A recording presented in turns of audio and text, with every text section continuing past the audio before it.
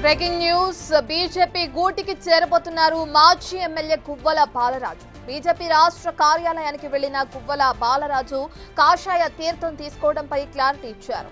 ఎల్లుండి బీజేపీ రాష్ట్ర అధ్యక్షుడు రామచంద్రరావు సమక్షంలో బీజేపీలో చేరుతున్నట్లు వెల్లడించారు. అచ్చంపేటలో కాషాయ జెండాను గ్రామానికి తీసుకెళ్లేందుకు కృషి చేస్తానని అన్నారు.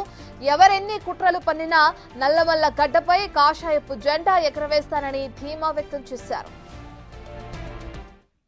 మాట్లాడినట్టుగా కాంగ్రెస్ అదేవిధంగా బీజేపీ మూడో ఆలోచన కూడా నాకున్నది. ఇప్పుడు రెండు పార్టీలతో మాట్లాడిన తర్వాత ఈరోజు నాకు చాలా సంతృప్తిగా క్షేత్రస్థాయిలో క్యాడర్ కానీ లేదంటే పార్టీ విధానాలు కానీ ఒక లక్ష్యంతో ముందుకు పోతున్నట్టుగా అర్థమైంది. కాబట్టి పార్టీలో చేరడానికి నేను సిద్ధపడ్డ మాట వాస్తవం.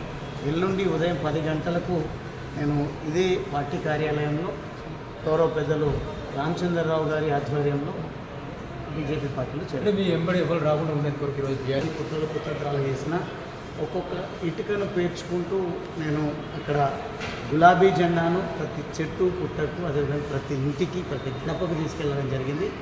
అంతకంటే రెట్టింపు ఉత్సాహంతో బీజేపీ జెండాను ప్రతి ఇంటిపైన ఎగరవేయడం, నల్లమల్ల జెండా గడ్డపైన ఈ బీజేపీ జెండాను కమలం జెండాను పాతడానికి మహాబీసులు పనిచేస్తారు.